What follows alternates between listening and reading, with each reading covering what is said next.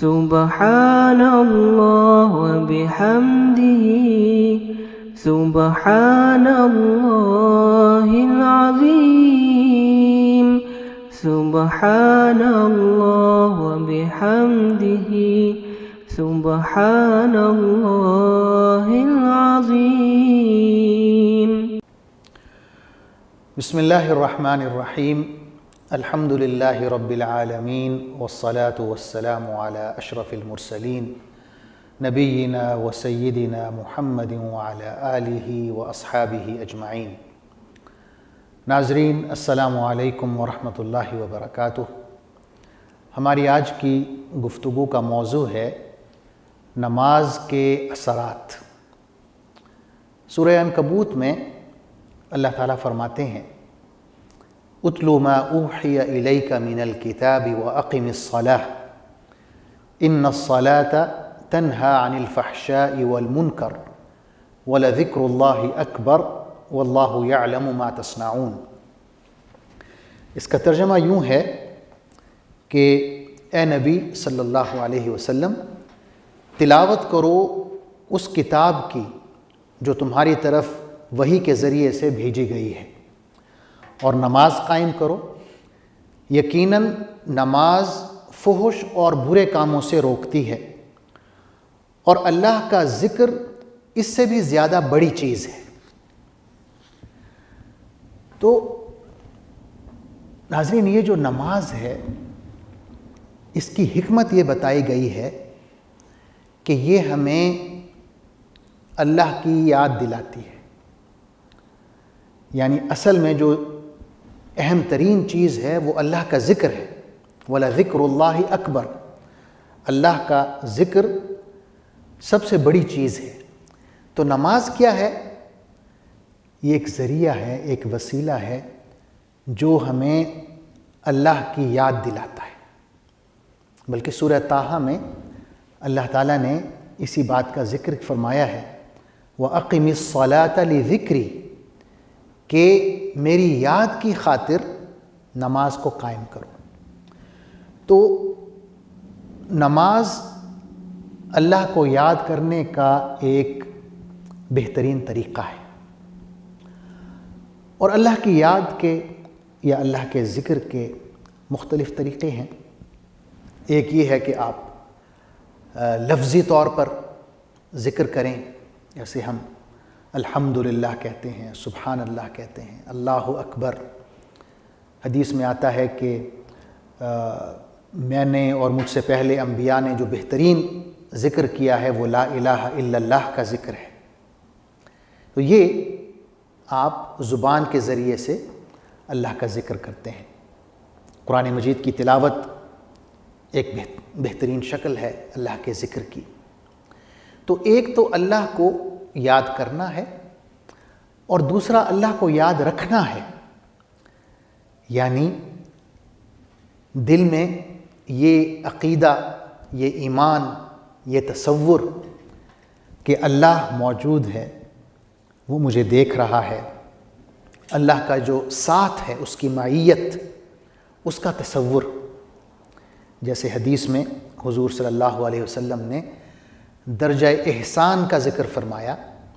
آپ نے فرمایا الاحسان ان تعبد اللہ کأنک تراہ فإن لم تکن تراہ فإنہ یراک، کہ احسان یہ ہے کہ تم اللہ کی یوں عبادت کرو کہ گویا کہ تم اللہ کو دیکھ رہے ہو۔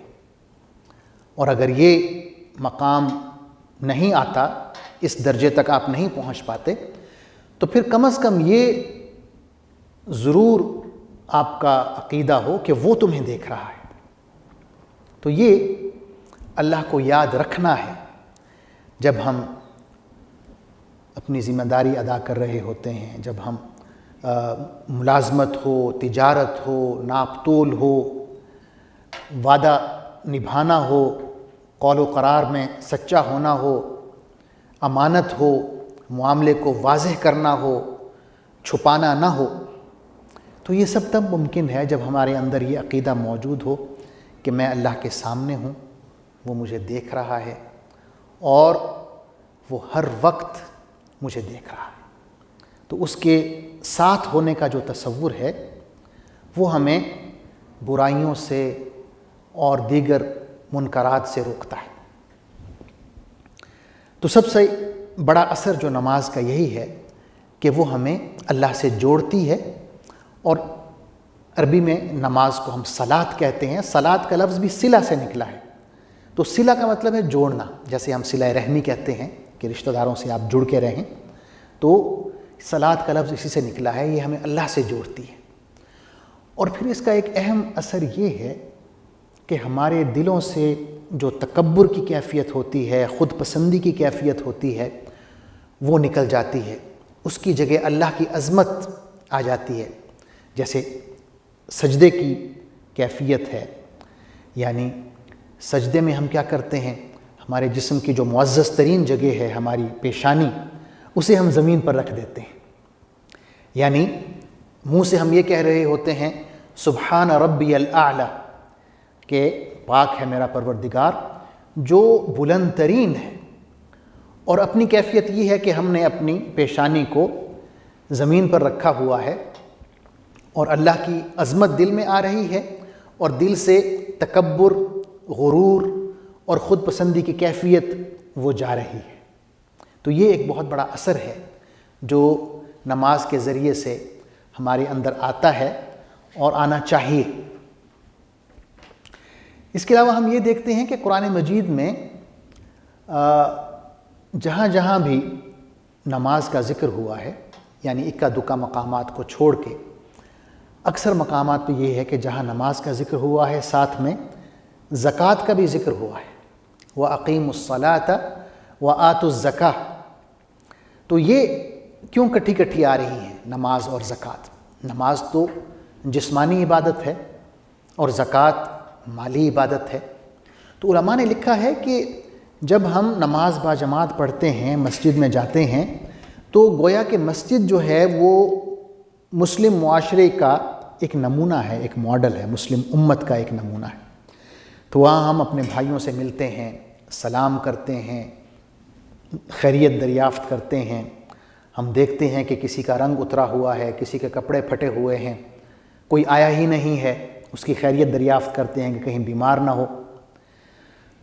اس میں پھر یہ ہے کہ اللہ کی راہ میں خرچ کرنے کا عمل شروع ہوتا ہے، کوئی حاجت مند ہے تو اس کی ہم مدد کرتے ہیں، بیمار ہے تو اس کی مدد کرتے ہیں۔ تو یہاں زکوٰۃ کا اور صدقات کا اور خیرات کا عمل شروع ہوتا ہے۔ اس کے علاوہ علماء نے یہ بھی لکھا ہے کہ نماز کے بہت بڑے اثرات میں ایک اثر یہ بھی ہے کہ یہ ہمارے جو نفسیاتی مسائل ہیں ان کا بھی حل ہے۔ ہم عام طور پہ سٹریس کا شکار ہو جاتے ہیں، ٹینشنز کا شکار ہو جاتے ہیں، تو نماز کیا ہے؟ اللہ سے ہمیں جوڑتی ہے، اللہ کا ذکر ہے، اور اللہ کا جو ذکر ہے اس سے ہمارے دل مطمئن ہوتے ہیں، دلوں میں سکون آتا ہے۔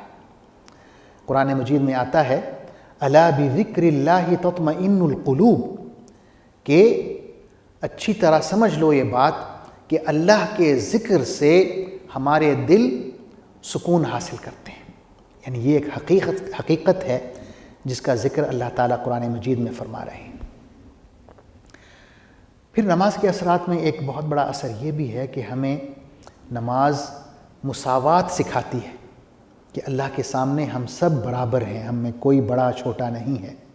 اگر کوئی فضیلت ہے، کوئی فوقیت ہے تو وہ تقوی کی بنیاد پہ ہے۔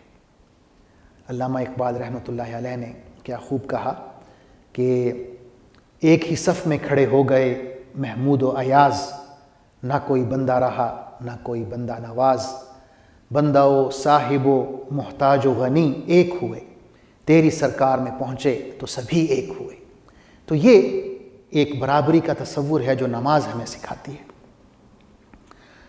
نماز ہمیں فوجی تربیت بھی دیتی ہے، یعنی آپ دیکھیں کہ کس طرح صفیں درست ہوتی ہیں، بالکل سیدھی ہوتی ہیں۔ حضور صلی اللہ علیہ وسلم خصوصی طور پر یہ حکم دیتے تھے کہ اپنی صفوں کو درست کرو۔ آپ فرماتے تھے کہ اگر آپ کی صف ٹیڑھی ہوگی تو اللہ تعالیٰ آپ کے دلوں میں ٹیڑھ پیدا کر دے گا۔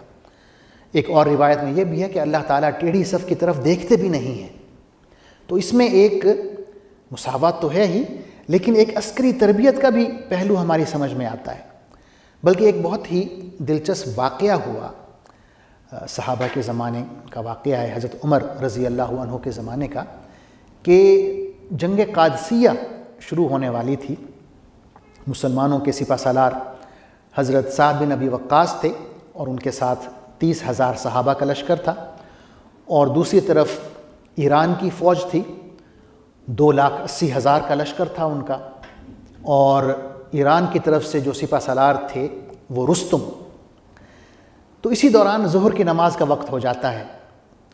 حضرت سعد بن ابی وقاص رضی اللہ عنہ صحابہ کو حکم دیتے ہیں کہ صفیں درست کریں، اور 30,000 کا لشکر جو ہے وہ صفیں باندھ کے کھڑا ہو جاتا ہے، اور حضرت سعد بن ابی وقاص اللہ اکبر کہتے ہیں، پوری فوج جو ہے اللہ اکبر کہہ کے شامل ہو جاتی ہے، پھر اللہ اکبر کہہ کے رکوع میں جاتے ہیں۔ تو اب رستم تو دور بیٹھا دیکھ رہا ہے اس نظارے کو، اس کو کوئی آوازیں تو نہیں آ رہی، لیکن وہ یہی دیکھ رہا ہے کہ جو ان کا کمانڈر ہے وہ ایک اشارہ کرتا ہے، اور پوری فوج جو ہے وہ جھک جاتی ہے، واپس کھڑی ہو جاتی ہے، پھر واپس دوبارہ سجدے میں چلی جاتی ہے، پھر کھڑی ہو جاتی ہے، اور اس کو وہ کمپیئر کرتا ہے اپنی فوج کے ساتھ، کہ اس کو جب کوئی حکم دینا پڑتا ہے تو وہ کیا کرتا ہے، وہ پہلے اپنے کمانڈر سے کہتا ہے، اس کا کمانڈر جو ہے اپنے نائب سے کہتا ہے، وہ چیخ چیخ کے آگے اس حکم کو منتقل کر رہا ہوتا ہے، اور یہاں تک کہ جب فوج تک وہ حکم پہنچتا ہے تو کافی دیر ہو چکی ہوتی ہے، اور پھر فوج وہ حکم بجا لاتی ہے۔ تو وہ بہت حیران ہوتا ہے، نہ صرف حیران ہوتا ہے بلکہ مرعوب ہو جاتا ہے مسلمانوں کی اس فوجی تربیت اور ان کی جو ترتیب تھی، اور اس ترتیب میں جو ایکیوریسی ہے نماز کی شکل میں، اس سے بہت مرعوب ہوتا ہے۔ تو ناظرین، یہ چند اثرات ہیں جو نماز ہم پر مرتب کرتی ہے۔ سب سے پہلا یہ ہے کہ وہ ہمیں اللہ سے جوڑتی ہے، دوسرا یہ کہ وہ ہمیں معاشرے سے جوڑتی ہے، زکوٰۃ کا عمل شروع کرتی ہے، تیسرا یہ کہ ہمیں نماز برابری سکھاتی ہے کہ میں اور میرا مسلمان بھائی اللہ کے سامنے برابر ہے، اور چوتھا یہ کہ نماز ہمارے دلوں کا اطمینان ہے۔ حضور اکرم صلی اللہ علیہ وسلم جب پریشان ہوتے تو حضرت بلال رضی اللہ عنہ سے کہتے، اقم الصلاۃ یا بلال ارحنا بہا، کہ اے بلال اقامت کہو، نماز کھڑی کرو اور ہمیں نماز کے ذریعے سے سکون پہنچاؤ۔ تو نماز ہمارے دلوں کا سکون ہے، اور ساتھ میں یہ بھی کہ نماز اللہ کی طرف سے ایک ضمانت بھی ہے۔ حدیث میں آتا ہے، من صلی الفجر فی جماعت فہو فی ذمۃ اللہ، کہ جس نے جماعت کے ساتھ نماز فجر ادا کی تو وہ اللہ کے ذمے ہے، یعنی اس کی حفاظت اور اس کے کاموں کی ادائیگی، کیونکہ ایک دوسری روایت بھی ہمیں کہتی ہے کہ اللہ تعالیٰ ایک فرشتے کو مامور کرتے ہیں، وہ یوں کہتا ہے کہ آپ ہدایت پر گامزن ہیں، آپ کے تمام جو کام ہیں وہ اللہ نے اپنے ذمے لے لیے ہیں، اور آپ شیطان سے محفوظ ہیں، اور آپ اللہ کے ذمے ہیں۔ تو یہ ایک بہت بڑی ضمانت ہے جو اس مسلمان کو دی جاتی ہے جو فجر کی نماز جماعت کے ساتھ ادا کرتا ہے۔ اور آخر میں نے یہ عرض کیا کہ نماز ہمیں فوجی اور عسکری تربیت بھی دیتی ہے۔ ناظرین، آخر میں یہ ایک نقطہ عرض کر کے اپنی بات ختم کرتا ہوں، وہ یہ ہے کہ عبادت کوئی بھی ہو، اور نماز ظاہر ہے بہترین عبادت ہے، لیکن کوئی بھی عبادت ہو وہ اس وقت تک ہماری تربیت کا حصہ نہیں بن سکتی، ہماری تربیت کا ذریعہ نہیں بن سکتی، جب تک وہ ہمارے شعوری عمل سے نہ گزرے، ہم سوچ سمجھ کے اس کو نہ کر رہے ہوں، ہمیں پتہ ہو کہ ہم اللہ سے کیا کہہ رہے ہیں۔ یعنی جب ہم نماز پڑھیں تو اس طرح نہ پڑھیں جیسے نعوذ باللہ کوئی جنتر منتر ہوتا ہے، یہ کوئی منتر تو نہیں ہے، یہ تو قول و قرار ہے، اللہ کے ساتھ ہم کلام ہونا ہے۔ حدیث میں آتا ہے کہ جب مسلمان نماز پڑھتا ہے اور یوں کہتا ہے الحمدللہ رب العالمین، تو اللہ تعالیٰ اس کا جواب دیتے ہیں۔ اللہ کہتے ہیں کہ میرے بندے نے میری حمد بیان کی، میری ثنا بیان کی۔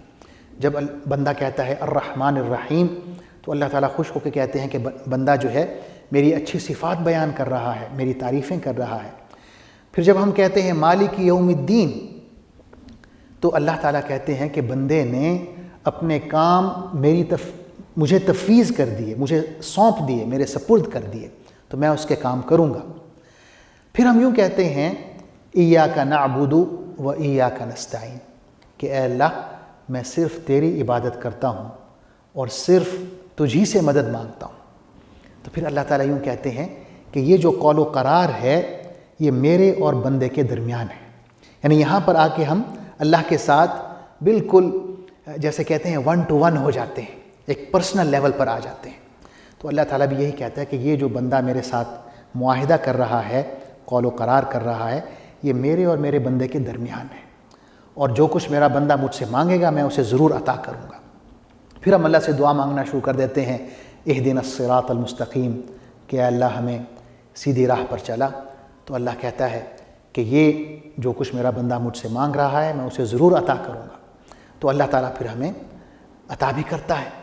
تو کہنے کا مقصد یہ ہے کہ یہ جو عبادت ہے، نماز ایک عظیم عبادت، جب تک ہم اس میں ایک شعوری عمل کے تحت سوچتے سمجھتے ہوئے جب اس کو نہیں کریں گے، اس وقت تک یہ جو مثبت اثرات ہیں جن کا میں نے ذکر کیا ہے وہ اثرات مرتب نہیں ہوں گے. تو ہمیں یہ کوشش کرنی چاہیے کہ جب ہم نماز پڑھیں تو ہمیں یہ شعور ہو کہ ہم کس ذات کے سامنے کھڑے ہوئے ہیں، اس سے کیا کہہ رہے ہیں اور اس سے کیا مانگ رہے ہیں. اللہ تعالیٰ سے دعا ہے کہ ہمیں نماز کی حقیقت کی جو معرفت ہے وہ عطا فرمائے، اور حضور اکرم صلی اللہ علیہ وسلم کے طریقے کے مطابق نماز ادا کرنے کی توفیق عطا فرمائے. آمین. والسلام علیکم ورحمۃ اللہ وبرکاتہ. اللہم صلی علی سیدنا محمد وعلی آلہ وصحبہ وسلم. اللہم صلی علی سیدنا محمد وعلی آلہ وصحبہ وسلم.